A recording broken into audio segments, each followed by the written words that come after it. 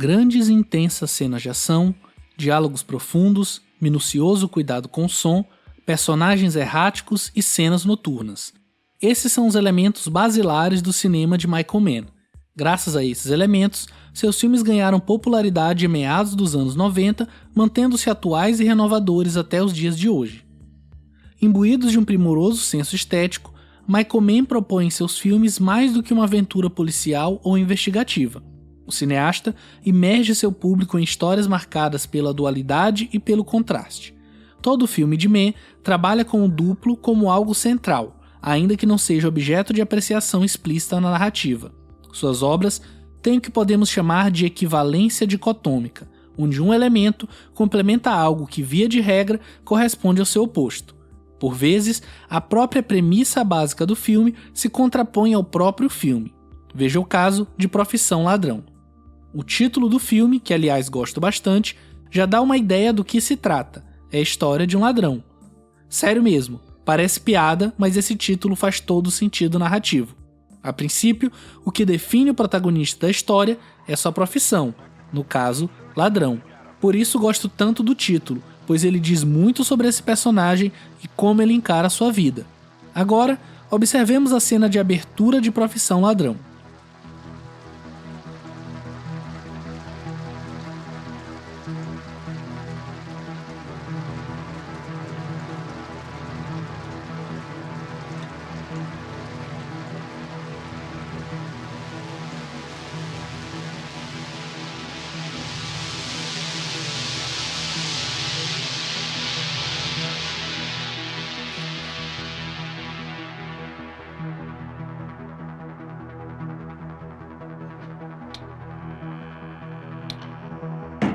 Mann detalha sem pressa as engrenagens de um furto. Vemos ali as ferramentas sendo utilizadas de maneira lenta, mas precisa. Ali, vemos que para roubar aquele cofre não foi necessário uma grande explosão ou armas gigantescas para arrombar a porta. Mann mostra que uma ferramenta aparentemente pequena consegue arrombar aquele cofre. De forma similar, o protagonista Frank se mostra tão profissional e tão focado no seu trabalho ou na sua profissão, de novo o brilhantismo do título, que ele rejeita retirar do cofre aquilo que ele não havia se proposto a roubar. Há até uma ética do personagem que se propõe a roubar apenas bancos e nunca pessoas físicas. Porém, a dicotomia advém do fato de até agora só termos falado de assaltos, ladrões, furtos, quando na verdade, Profissão Ladrão não é sobre roubos nem sobre ladrões, é sobre relacionamentos. Como explica o professor Fábio Rockenbach no artigo Para Michael Mann, a ação é consequência e relacionamentos são impossíveis, o cinema de Mann preza por relacionamentos que têm como consequência as ações do filme. Para Frank, aquele último assalto só existe por conta do seu desejo de abandonar o mundo do crime e constituir uma família com Jessie. A cena onde Frank se abre e expõe seu desejo é um espelhamento com a abertura do filme. Ali, ele está sendo esquadrinhado como que com uma resistente broca para revelar o que realmente há por dentro. So you know what happens? Nothing. I mean, nothing happens. Because I don't mean nothing to myself. I don't care about me. I don't care about nothing, you know? And then I know from that day that I survived because I achieved that mental attitude. And then, see, later, I worked this out.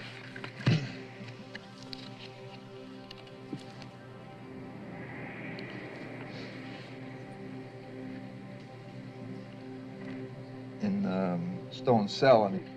What is this? And that is my life.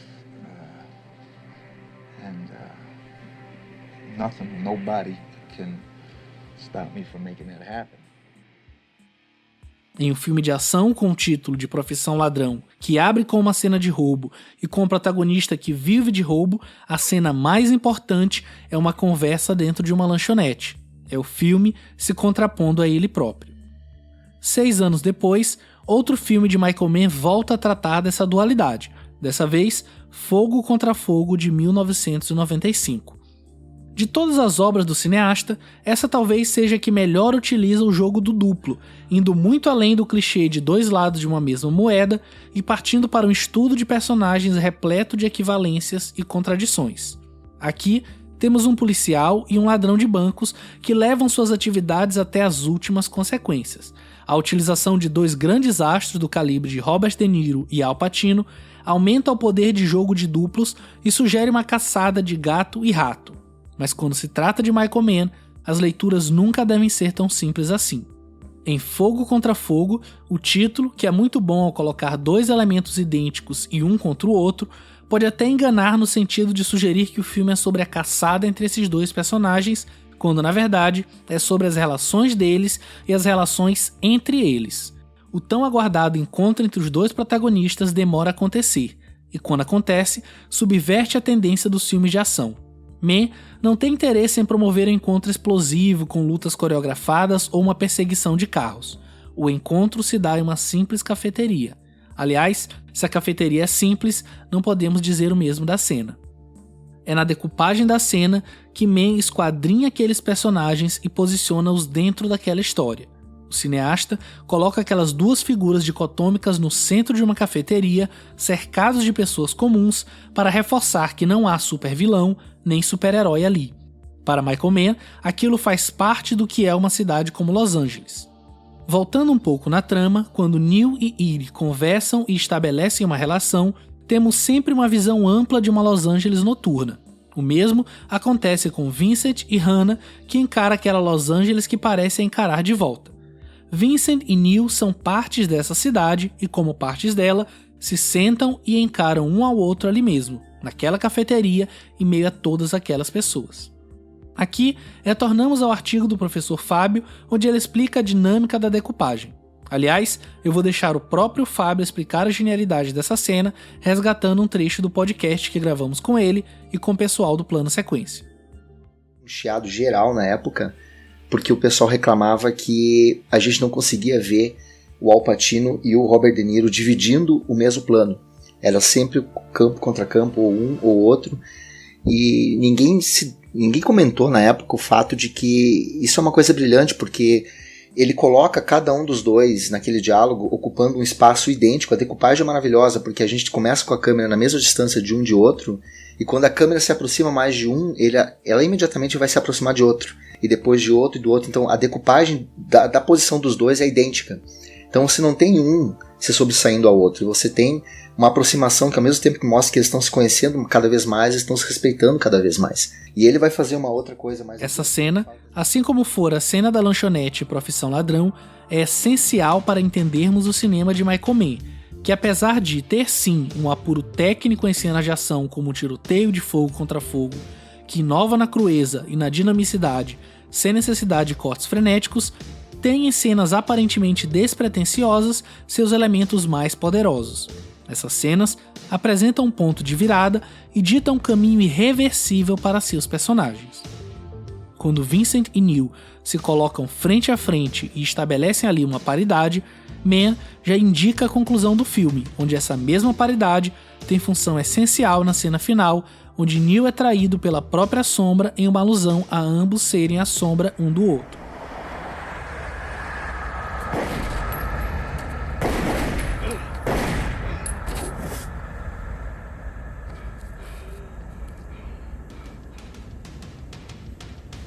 Outra obra que reflete essa paridade em personagens tão distintos é Colateral, de 2004, estrelado por Tom Cruise e Jamie Foxx. Aqui, Michael Mann já está trabalhando com o uso do digital, o que confere à obra uma textura e uma liberdade de movimento ainda não vista no seu cinema. A cidade de Los Angeles nunca estivera tão presente e a noite nunca fora tão palpável. Michael Mann utiliza placas luminosas desenvolvidas especialmente para o filme, com o intuito de iluminar o interior do táxi de Max, mas ainda permitindo observar as silhuetas das árvores que perpassam a cena. David Bordwell e Kristen Thompson dedicam um capítulo inteiro do livro A Arte do Cinema, uma Introdução, a analisar o uso do digital em Colateral. Porém, não devemos resumir essa obra ao uso dessa nova tecnologia. Michael Mann nos apresenta uma complexa relação entre um assassino de aluguel, Vincent, e um sonhador taxista, Max. Vincent tem na profissão de assassino sua fortaleza para se livrar do caos da cidade de Los Angeles que ele tanto odeia. Ele parece sempre incomodado com tudo o que circunda a cidade e seus habitantes egoístas e mesquinhos. Para Vincent, aquela cidade era podre e tão individualista que se uma pessoa morresse no trem, ninguém perceberia, pois estariam mais preocupados com as suas próprias vidas do que com a vida dos que estão ao seu lado. Já Max tem em seu táxi a sua fortaleza. Quando ele entra no veículo, Michael Mann isola a ação, tirando o som ambiente daquela cidade frenética. Até então, Max parece não entender o quanto ele é oprimido por uma cidade como Los Angeles, mas Mann, ciente disso, nos dá evidências.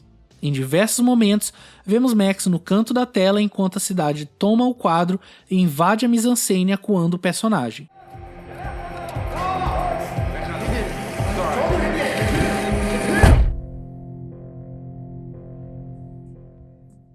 Vincent surge então como seu duplo, que lhe irá abrir os olhos, mostrando que aquela cidade, representada pelas pessoas, o estava oprimindo de todas as formas possíveis, inclusive o dono da frota de táxi que o emprega.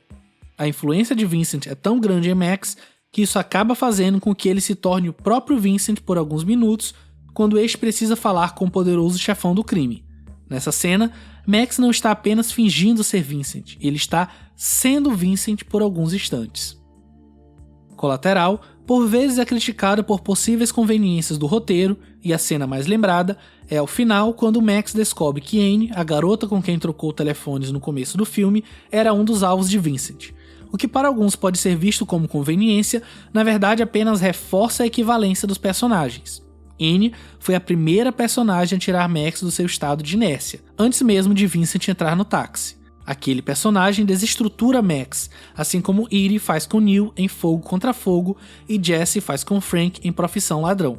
Dessa forma, Anne também tem um efeito desnorteante em Vincent, que pela primeira vez no filme tem dificuldades em executar seu alvo.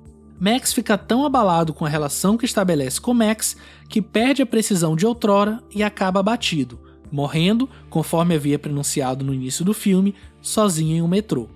Michael Mann mostra que não existem conveniências em seus filmes, pelo menos não nesses que estamos analisando, mas sim aleatoriedades previamente planejadas. Assim, explorando todo o potencial do digital, em 2006, Michael Mann lança Miami Vice, uma releitura da série que o mesmo produziu nos anos 90. Aqui, a equivalência dicotômica está em dois policiais, Rico e Sonny, que apesar de diferentes, são complementares em suas vidas pessoais, profissionais e até fictícias, já que ambos trabalham se infiltrando entre criminosos. Miami Vice já abre estabelecendo essa dinâmica de equivalentes mais dicotômicos ao apresentar a dupla em uma intensa cena de ação, que novamente parece apenas uma boa cena, mas traz consigo detalhes que podem mudar nossa percepção do filme. A cena começa ao som de Numb Encore, que é uma versão de duas músicas, uma do Linkin Park e outra do Jay-Z, respectivamente. Apesar de serem artistas bem distintos, Linkin Park e Jay-Z pegaram um elemento em comum entre eles, o rap, e fundiram nessa música que ficou tão boa quanto as originais sozinhas. Dessa forma, Menos mostra que mesmo Rico e Sonny sendo tão diferentes um do outro, ambos encontraram um no outro elementos que os completassem.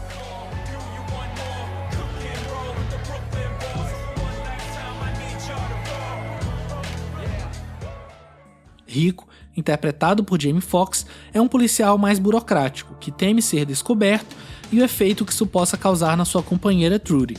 Já Sonny é descompromissado e por vezes irresponsável e impulsivo, contrastando com a figura de seu parceiro. Entretanto, Michael Mann não se interessa apenas pelas dicotomias, mas também pelas equivalências. No final do filme, quando Trudy é atingida por uma explosão e fica internada, o desapego de Sonny faz com que ele abra mão de um intenso relacionamento conquistado a duras penas para ficar com um amigo no hospital.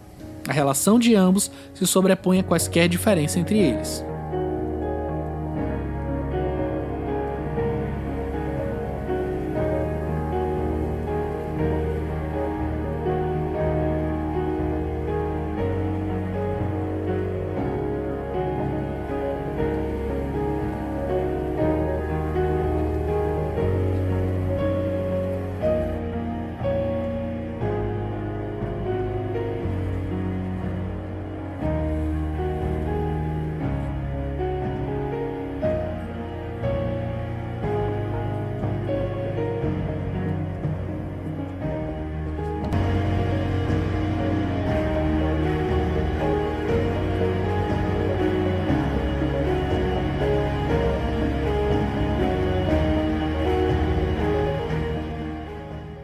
Falar do cinema de Michael Mann é sempre se ater aos detalhes das relações.